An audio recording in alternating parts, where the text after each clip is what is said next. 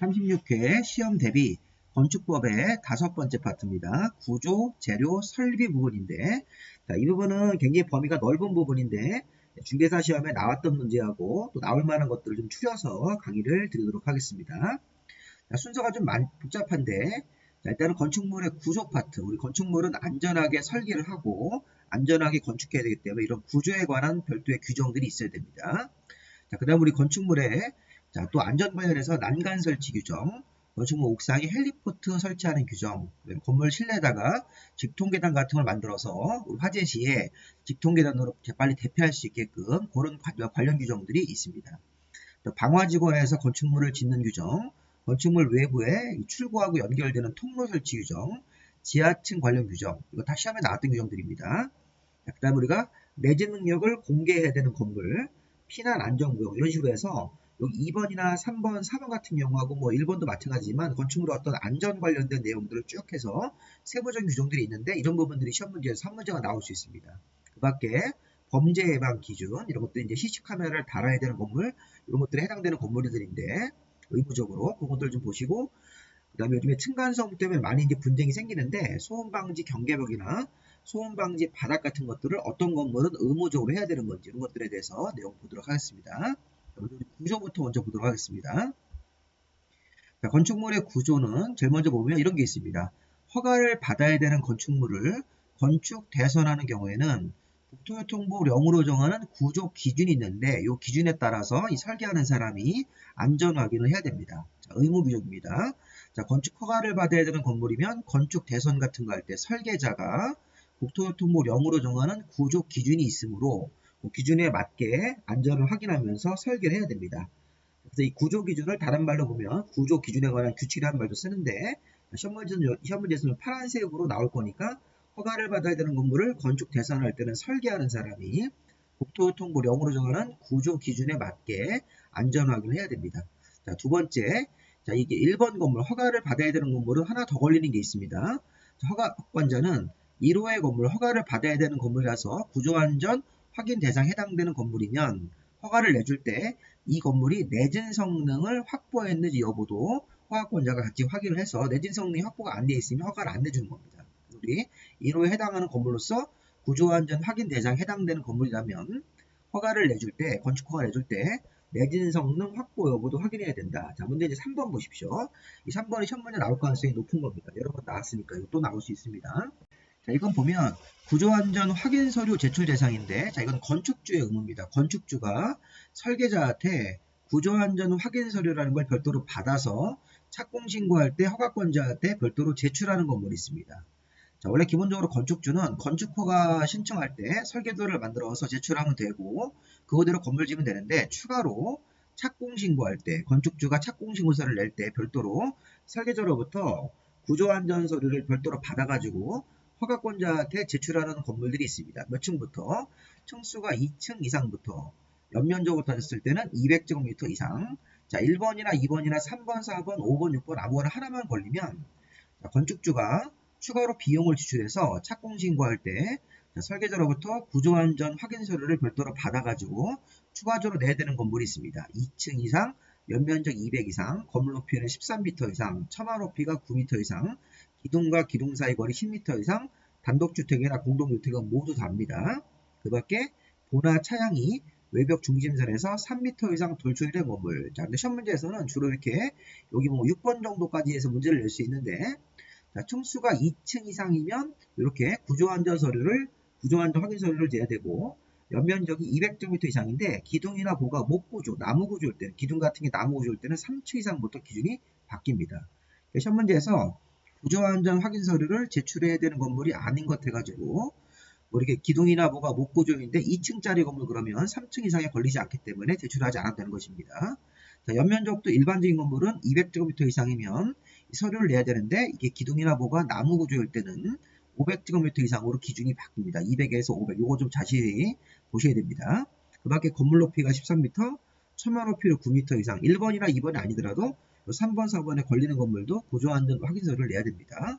기둥과 기둥 사이 거리가 10m 이상 단독주택, 공동주택은 별도의 면적이나 층 없이 모두 제출해야 되고 국가문화유산, 3m 이상 돌출된 건물. 자, 요거 지금 시험 문제에 자주 나오는 거니까 다음 중 건축주가 착공 신고할 때 구조안전 확인 서류를 제출하는 건물이 아닌 것 그러면 분홍색으로 써있는 이런 거 가지고 문제를 낼 가능성이 많거나 아니면 3번, 4번 같은 경우도 나올 가능성이 있으니까 그런 거 가지고 한번 연습을 해보십시오.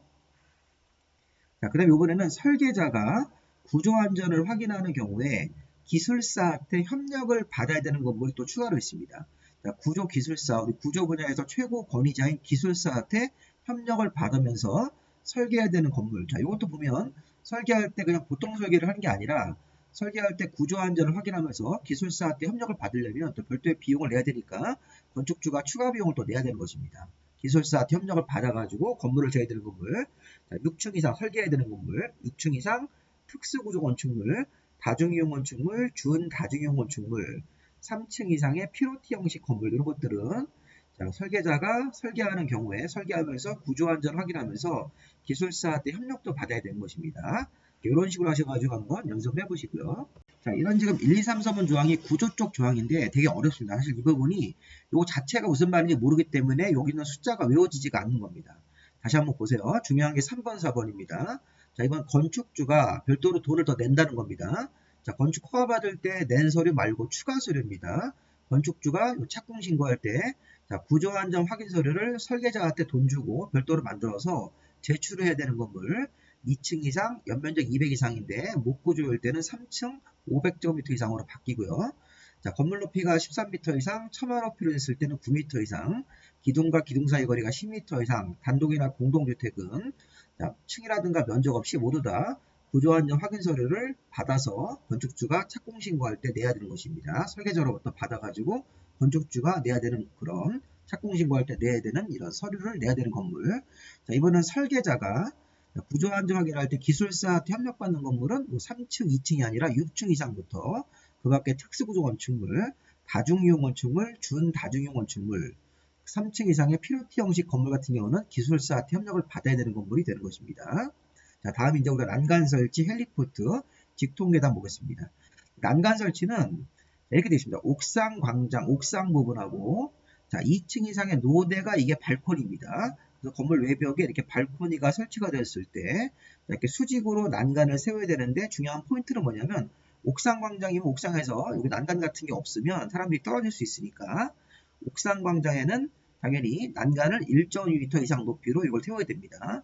자, 그러면 2층 이상의 노대 발코니. 자, 1층은 의무가 아니고요. 이게 좀 의무적으로 자, 난간을 설치해야 되는 건물은 자, 2층의 노대, 3층의 노대 이런 식으로 노대가 발코니입니다. 4층의 노대 이런 식으로 해가지고 2층 이상의 노대 발코니를 설치했을 때는 난간 높이 1.2m 이상으로 해가지고 난간을 설치해야 됩니다. 그래서 우리 옥상 광장하고 2층 이상의 난간 노대는 난간을 1.2m 이상 높이로 이렇게 모두 다 설치를 의무적으로 해야 되고 1층의 발코니 노대에는 의무가 아니라는 것입니다. 의무가 아니지만 실무에서는 거의 다 만들어줍니다. 그 다음에 이렇게 지금 시험 문제 볼 때는 옥상 광장하고 2층 이상의 층의 노대에는 높이 1.2m 이상으로 난간을 설치를 해야 됩니다. 그리고 헬리포트. 자, 우리 이제 갑자기 급한 환자가 있거나 아니면 불이 났을 때 헬리포트로 대피할 수 있게끔 헬리포트를 의무적으로 헬기 착륙장을 의무적으로 만들어야 되는 건물은 11층 이상 건물 모두가 아니라 11층 이상 건물로서 11층 이상의 층의 바닥 면적의 합계를 구해서 10,000제곱미터 이상이라는 거에 두 가지 조건이 모두 맞아야 됩니다. 자, 이 건물 좀 보십시오. 건물이 보시면 11층, 여기 15층까지 올라가 있으니까 11층 이상 건물 맞고 11층부터 바닥 면적을 재가지고 바닥 면적이 각각 2,000제곱미터씩으로 계산하면 그럼 여기 이제 11층 이상 부분에 바닥 면적 합계가 10,000제곱미터 이상에 딱 걸렸습니다. 이렇게 11층 이상이고 11층 이상인 부분에 바닥 면적의 합계를 모두 더해서 10,000제곱미터 이상이 나오면 그러면 헬리포트가 평지 부분일 때는 헬리포트 만들고 경사지 부분일 때는 대피 공간을 별도로 만들어줘야 된다. 이런 식으로 되어 있습니다. 그래서 11층 이상도 맞아야 되고 11층 이상 부분의 면적의 합계가 10,000제곱미터 이상 주거리 두 가지가 모두 맞으면 평지 부분일 때 헬리포트를 의무적으로 만들고 자, 경사지 부분일 때는 대피 공간을 만들어줘야 됩니다. 화재가 났을 때 대피할 수 있게끔 이런 식으로 해서 11층 이상이면서 10,000제곱미터 이상의 조건이 두 가지가 모두 맞아야 되는 게 포인트입니다. 자, 직통계단. 자, 불이 났을 때 건물 실내에 있는 계단이 직통계단인데, 자, 직통계단은 자, 계단까지 가는 보행거리가 중요합니다. 계단까지 도착하는 보행거리가 건물의 실내 각 거실로부터 계단까지 도착하는 보행거리가 거실의 각 부분으로부터 계단에 이르는 보행거리가 30m 이하가 되어야 되는 게 원칙인데, 다만 그 건물의 주요 구조부가 내화 구조로 되어 있거나 건축물의 주요 구조부가 불연제로 되어 있을 때는 50m 이하까지 계단을 멀리 배치할 수 있고, 자, 주요 구조부가 내화 구조라고 하더라도 16층 이상 공동주택에 대해서는 16층 이상인 층에 대해서는 40m 이하가 되도록 만들어야 됩니다. 자, 16층 이상 부분은 자, 이게 16층 이상 공동주택이니까 만약에 18층짜리면 16층 이상 부분은 50m로 하지 말고 40m 이하가 되도록 해야 되는 것입니다. 자, 이 그림을 한번 보십시오. 자, 오른쪽 그림이 이게 직통계단입니다. 직통계단이면 이 계단을 따라서 그대로 이렇게 지상으로 내려갈 수 있게끔 해야 됩니다. 계단이 이렇게 뭐 지그재그로 배치되지 않게끔 이런 식으로 직통계단은 이렇게 일렬로 쭉 이렇게 수직으로 쭉 맞춰서 직통계단을 만들어야지 우리 불이 났을 때 빨리 직통계단으로 대피해가지고 지상으로 나갈 수 있는 것입니다. 그럼 직통계단은 건물 이제 각 층의 이제 거실로부터 보십시오. 이게 직통계단의 위치인데 거실이 거실 3 이렇게 건물 실내 거실이 있을 때 가장 위험한 데가 3번 거실입니다. 불 났을 때. 자, 불이 나면 막 복도에 연기도 차고 막 이러니까 거실의 3번에서 이 출입문으로부터 가장 먼 위치를 잡아서 자, 복도를 지나서 계단까지 도착하는 거리가 기본이 30m가 되야 되는 것입니다. 불 났을 때 빨리 대피해야 되기 때문에 다만 보시면 자, 직통계단을 거실 각 부분으로부터 계단까지 이르는 거리가 30m 이하가 되도록 해야 된다. 그러면 자, 아까 우리 그림에서 이렇게 30m가 되면 2번 거실이나 1번 거실은 당연히 30m 안쪽으로 들어갑니다. 그래서 계단의 위치가 이런 식으로 거실 각 부분으로부터 계단까지 도착하는 거리가 30m 이하가 돼야 되는데 다만 이 건축물의 주요 구조부가 내화로 되어 있거나 주요 구조부가 또는 불연제로 되어 있을 때는 50m 이하까지 계단을 배치할 수 있다는 것입니다. 거리가. 다만 16층 이상 공동주택으로 16층 이상인 층, 만약에 이제 우리가 18층짜리 건물이면 16, 17, 18 그 위에 부분, 고가사들의 차가 15층까지 올라간다고 하니까 기본적으로 16층 이상층은 50m로 하지 말고 좀 더 가깝게 40m 이하가 되도록 해야 됩니다. 이렇게 해서 불이 났을 때 빨리 대피할 수 있게끔 관련 규정을 주는 것입니다. 직통계단을 통해서 계단으로 나갈 수 있게끔. 자, 어쨌든 간에 이렇게 보시면 직통계단까지 가는 거리가 30m 이하인데 주요 구조부가 이렇게 내화로 되어 있을 때는 50m 이하다. 다만 16층 이상 공동주택으로 16층 이상인 그 층에 대해서는 자, 50m가 아니라 40m로 다시 계단까지 가는 거리가 조정이 됩니다. 자, 3번 방화지구하고 통로 지하층. 그 다음에 방화지구 통로 지하층 부분 보도록 하겠습니다. 자, 먼저 3번에 보시면 방화지구. 자, 방화지구 안의 건축물. 자, 국토계획법상 용도지구 중 방화지구라는 게 지정되면 행위자를 건축법에 따라서 받는데, 자, 방화지구 안에서 건축물을 건축할 때는 주요 구조부 지붕 외벽을 내화 구조로 해야 됩니다. 다만 다음의 경우는 그러하지 않다. 자, 연면적 30 미만의 단층 건물로 외벽 같은 것들이 내화나 불연제로 되어 있을 때, 그러니까 이런 것들을 한번 포인트로 잡으셔야 됩니다. 연면적 30 미만의 단층 부속 건물로 외벽 같은 게 내화 구조로 되어 있거나 불연으로 되어 있을 때, 또는 도매시장 용도로 사용되는 건물의 주요 구조부가 불연으로 되어 있을 때, 자, 시험 문제에서는 이런 1번, 2번은 참고로 좀 보시고 30제곱미터 미만의 단층 부속 건물은 방화지구라고 하더라도 주요 구조부를 내화 구조를 하지 아니할 수 있는 예외에 있으니까 이런 것들 한번 사이즈 정도 한번 이렇게 보시 바랍니다. 조심할 거는 방화지구 안에서는 건축물의 주요 구조부 외벽 지붕을 방화 구조로 하는 게 아니라 내화 구조로 해야 됩니다. 내화 구조로 해야 된다. 이런 것들도 신경 써서 보시고요. 자, 다음의 경우는 그러하지 않다 예외는 추가적으로 한번 읽어보시 바랍니다. 자, 그 다음에 이제 여기 2번이 기출문제였었는데, 자, 건축물 대지 안에서 자, 주된 출구와 이 바깥쪽 건물의 실내에서 바깥쪽으로 나가는 주된 출구와 자, 주된 출구로부터 도로나 공지 쪽으로 통하는 통로를 자, 건물 외부에 보면 자, 이 그림을 보십시오. 건물이 있으면 건물 내부에서 이제 우리가 뭐 화재가 나거나 이러면 빨리 출입문을 통해서 이 도로 쪽으로 통해 가지고 바깥으로 나가야 됩니다. 이런 식으로 대피해야 됩니다. 그래서 이 통로가 3m 이상은 너비가 나와야 된다는 겁니다. 여기다가 뭐 조경 같은 거나 나무라든가 여러 가지 시설물을 설치하면 안 되고 출입구로부터 자, 이렇게 도로 쪽으로 나갈 수 있는 통로를 건물 바깥에 이 대지 쪽에다가 통로를 3m 이상 폭으로 내야 된다는 것입니다. 자, 이게 보시면 이런 얘기입니다. 자, 건축물 대지 안에는 주된 출구가 이 그림에서 여길 말하는 겁니다. 출입문. 주된 출구와 출구로부터 이렇게 해석하면 되겠어요. 출구로부터 도로나 공기 쪽으로 통하는 통로를 다음 주인에 따라 설치하는데 여기 보십시오.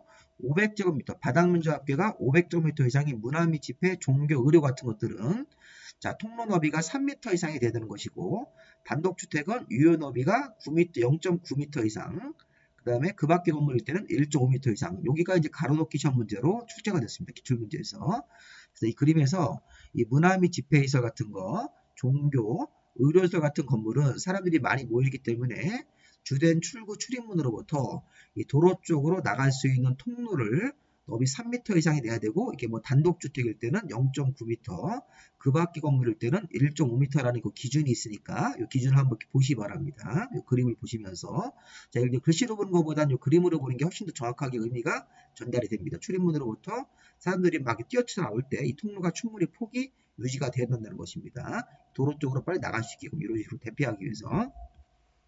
자, 그럼 우리 건축물의 지하층은 우리 이제 앞에 1강에서 조금 설명을 드렸는데, 자, 지하층의 층수는 자, 지하층으로 판정이 되면 지하층이 뭡니까? 건축물 바닥이 지표면 아래에 있는 층으로서 묻혀 있는 깊이가 2분의 1 이상이면 지하층인데, 자, 일단 지하층으로 판정이 되면 지하층의 층수는 자, 건축물의 층수에 산입되지 않습니다. 그러니까 63빌딩은 지하 3개층, 지상 60개층이므로 63빌딩의 층수는 63층이 아니라 60층짜리 건물이 되는 겁니다. 지하 3개층은 그 건물에 정식으로 층수에 들어가지 않습니다. 층수는 자, 지상 부분만 세는 겁니다. 그래서 우리 지하층은 건물의 층수에 산입되지 않으므로 63빌딩은 어디 가서 63층 그러시면 안 됩니다. 60층짜리 건물로 법적으로 인정이 되는 겁니다. 자, 그 다음에 지하층의 면적은 지하층의 바닥 면적은 일반적으로 연면적 산정할 때는 산입이 되는데 자, 용적률 공식에 나오는 분자의 연면적 할 때는 지하층 면적이 용적률 산정을 위한 연면적에는 산입되지 않죠. 우리가 앞에서 보신 내용입니다. 자, 또 하나 중요한 거 단독주택, 공동주택 건물에는 지하층 같은 거에다가 거실을 설치하면 안 됩니다. 사람들이 머무는 공간 거실을 만들면 안 되는데 이 거실을 부속용도, 뭐 주민들이 운동할 수 있게끔 이 단독주택이나 공동주택 소유자가 운동할 수 있는 부속용도, 또 식당용으로 쓰는 부속용도 같은 그런 것들을 설치할 때는 제외합니다. 새로 생긴 규정입니다. 그래서 우리 단독주택이나 공동주택의 지하에는 사람들이 머무는 방인 거실을 설치할 수는 없지만 이 거실의 용도가 이 단독주택이나 공동주택 주민들을 위한 부속용도, 식당 같은 거, 운동용 시설, 뭐 창고 이런 거로 쓰는 경우에는 예외적으로 단독주택이나 공동주택 지하에다가 거실을 부속용도로는 할 수 있다. 이렇게 자, 이런 규정이 생겼으니까 이것도 한번 읽어보시고요. 자, 이제 승강기 설치 규정. 자, 승강기 우리 엘리베이터 규정은 우리 교재에는 없으니까 추가적으로 적으십시오. 자, 우리 승강기는 어떤 건물에 들어가면 의무적으로 승강기를 자, 설치를 해야 되는 건물이 있습니다. 자, 6층 이상으로서 건물의 연면적이 2000제곱미터 이상 건물일 때는 승용 승강기를 의무적으로 설치해야 됩니다. 우리가 승강기를 몇 대를 만드는 건지는 그거는 이제 뭐 세부적인 조항인데 신경 쓰지 마시고 자, 6층 이상으로서 자, 이게 또는 그러시면 안 됩니다. 예전에 기출문제에서 자, 승용 승강기 의무적으로 설치하는 건물은 6층 이상 또는 연면적 2000 이상 그러시면 안 됩니다. 6층 이상으로서 연면적 2000 이상이 모두 맞아야 됩니다. 만약에 건물이 8층짜리 건물인데 연면적은 1600밖에 안 된다. 그러면 승강기를 의무적으로 설치하는 건물이 아니라고 봐야 됩니다. 승강기, 그건 만약에 승강기가 설치가 되어 있을 때는 건물주가 자율적으로 한 거고 우리 법적으로 의무적으로 들어가는 건물은 아니라고 봐야 됩니다. 자, 그래서 우리가 6층 이상으로서 연면적이 2000 이상이라는 조건이 두 가지가 모두 맞으면 로서기 때문에 그러면 승용승강기를 한 대 이상을 의무적으로 만들어야 됩니다. 다만 예외가 있는 게 뭐냐면 6층짜리 건물인데 건축물의 거실 바닥 면적 300제곱미터 이내마다 한 개 이상 직통 계단을 만들었을 때 이렇게 6층짜리 건물인데 건물의 300제곱미터 이렇게마다 직통 계단을 여러 개를 만들면 이쪽으로 대피할 수 있는 계단이 여러 개가 있으니까 승용승강기를 의무적으로 설치하지 않는 건물이 예외가 있습니다. 우리 이런 것도 이제 기숙사라든가 군부대 막사 이런 거 우리 군부대 같은 막사가 군부대 이제 같은 건물이 6층짜리 건물인데 연면적은 2000 이상이 되더라도 300제곱미터마다 자르면서 직통 계단을 하나씩 만들어주면 6층짜리 건물이고 2000 이상 되더라도 거실 바닥 면적 300제곱미터마다 직통 계단을 1개 이상 설치해주면 자, 승강기 의무 대상에서 제외됩니다. 자, 우리 비상용 승강기는 여기 앞에 있는 일반 승용 승강기보다 사람을 더 많이 태우고 빨리 움직이는 승강기인데, 이 비상용 승강기는 건물의 높이입니다. 층수가 아닙니다. 건물 높이가 31m를 넘는 건물일 때는 법정된 대수 이상의 비상용 승강기를 설치해야 됩니다. 우리가 승강기를 일반 승용 승강기는 6층 이상으로서 연면적 2000 이상이라는 조건이 모두 맞으면 일반 승용 승강기 의무 설치 대상이 되는 거고, 자, 건물 높이가 31m를 넘는 건물이면 따지는 조건이 있습니다. 법정된 그 조건에 따라서 비상용 승강기를 설치해야 됩니다. 이 정도까지만 기본적으로 보십시오. 자, 내집 능력 공개와 피난 안전구역. 자, 다음의 건축물은 사용 승인을 받고 나면 즉시 내집 능력이 있는지를 공개를 해야 되는 건물. 2층 이상, 연면적 200 이상. 자, 기둥이나 보가 목구조일 때는 3층 이상. 기둥이나 보가 목구조일 때는 500 이상으로 이 내집 능력 공개 대상의 기준이 바뀝니다. 우리 앞에서 본 거랑 비슷하죠? 우리 앞에서 어디서 봤습니까? 자, 국토교통부 령에 따라서 안전을 확인받은 건물. 자, 우리 건축 허가를 받는 건물은 국토교통부 령이 정하는 구조 기준에 따라서 안전 확인을 받은 건물이다. 근데 그 건물이 자, 우리 건축주가 이게 착공 신고할 때 구조 안전 확인 서류를 별도로 설계자한테 만들어서 받아야 되는 그런 것들이 있었죠. 우리가 2층 이상, 200 이상, 자, 그 다음에 건물 높이가 13m 이상, 처마 높이가 9m 이상, 기둥과 기둥 사이 거리가 10m 이상, 그 밖에 단독주택, 공동주택 같은 것들. 자, 그게 바로 건축주가 설계자한테 구조안전 확인 서류를 받아서 제출하는 건물입니다. 그거하고 요 기준 자체가 두 가지가 같습니다. 또 내집 능력 공개하는 것도 요거 기준을 잘 잡아서 내집 능력을 공개해야 되는 건물이다. 이런 식으로 한번 확인을 해보시고요. 자, 피난 안전구역 요거 중요합니다. 자, 우리 초고층 건물이 우리 앞에서 뭐였습니까? 50층 이상 건물 또는 건물 높이가 200m 이상 건물. 자, 초고층 건물에는 지상으로부터 30개 층 올라갈 때마다 자, 피난 안전구역을 1개 이상을 만들어야 되고, 준초고층 건물이죠. 준초고층 건물은 고층 건물이지만 초고층 건물은 아닌 거니까 30층에서 49층 사이의 건물인데, 전체 층수의 절반 2분의 1에 해당하는 층으로부터 상하 5개 층 이내에다가 1개 이상의 피난 안전구역을 설치해야 된다. 자, 이게 무슨 말이냐면, 자, 이게 100층짜리 건물이면 초고층 건물이죠. 50층 이상이 되는 거니까. 그러면 여기 1층부터 30개 층 이렇게 올라갈 때마다 1개 층 전체를 이렇게 피난 안전구역으로 무조건 만들어야 됩니다. 1층부터 30층 사이에다가 하나, 31층부터 60층 사이에다가 하나, 이런 식으로 61층부터 90층 사이에다가 하나, 그 다음에 이렇게 옥상 부분도 피난 안전구역을 볼 수 있으니까 이런 식으로 해서 30개 층 올라갈 때마다 피난 안전구역을 1개 이상을 만들어야 되는 건물이 바로 초고층 건물에 피난 안전구역을 설치해야 되는 그런 대상입니다. 30개 층마다 1개 이상의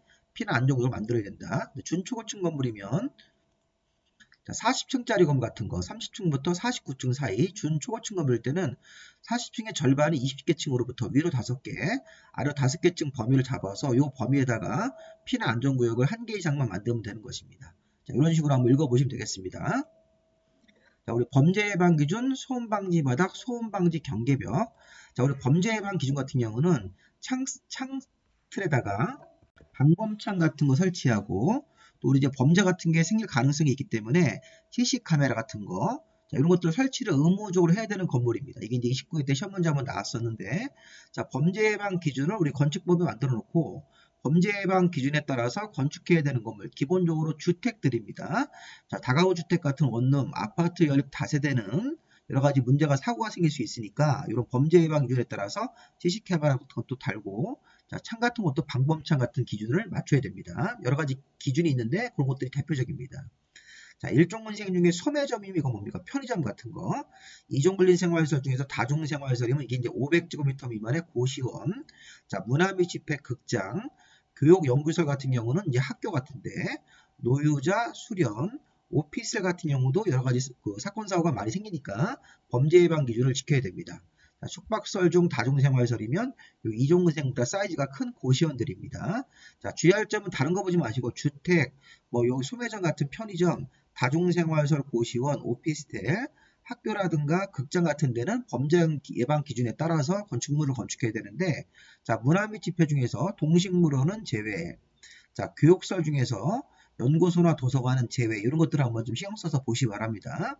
자, 교육연구시설이면 대표적으로 학교인데, 도서관 같은 경우는 범죄 예방 기준을 따라야 될 필요는 없습니다. 동식물원 같은 거 마찬가지고, 문화 및 집회 중에 극장, 예식장 이런 것들은 범죄 예방 기준을 따라야 되지만 동식물원은 제외입니다. 자, 소음 방지의 경계벽. 자, 경계벽. 옆방에서 소음이 나면 불편한 건물들이 있습니다. 그런 것들은 소음 방지 경계벽으로 해야 됩니다. 자, 소음 방지 바닥도 있으니까 이거 비교를 좀 할 게 있습니다. 자, 소음 방지 경계벽은 기본적으로 우리 공동주택의 각 세대 간, 아파트 연립, 다세대 같은 것들 공동주택하고 다가구주택 원룸의 세대 간의 경계벽은 소음 방지용으로 해서 옆방에 소음이 들리지 않게끔 해야 됩니다. 자, 그 다음에 이제 기숙사의 침실, 의료시설의 병실, 우리 환자들이 누워있는 병실, 학교의 교실, 숙박설의 객실, 숙박설 객실에서 옆방 소음이 들리면 안 되는 거고, 학교의 교실 같은 경우도, 자, 우리 옛날에 지은 숙박설 같은 경우는 옆방에 막 소음이 들리죠.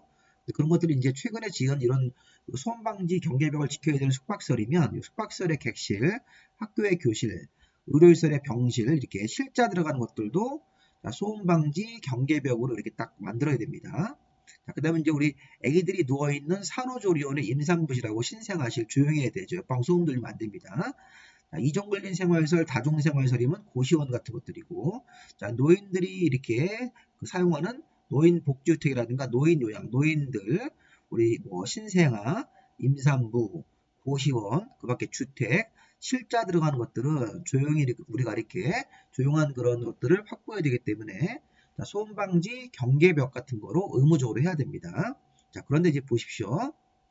자, 층간 소음 방지를 위해서 자, 층간 바닥 화장실은 제외입니다. 화장실은 소음 방지용으로 안 하기 때문에 우리 화장실 같은 데 가보면 우리 아파트 화장실 가보면 윗집 소음이 들립니다. 이게. 그래서 현행법이 화장실의 바닥은 소음 방지 바닥으로 안 하지만 기본적으로 우리가 이제 거기 공동주택 같은 거 아파트 연립 다세대 이런 데는 일반적인 층하고 층 사이는 소음 방지용 바닥으로 해야 됩니다. 자, 다가구 주택 원룸, 공동주택. 우리 공동주택 같은 경우가 그 다가구는 이 앞에서 보면 다가구 공동주택은 이게 둘 다 올려 있기 때문에 소음 방지용 경계벽, 소음 방지 바닥을 해야 되는 것입니다. 기본적으로.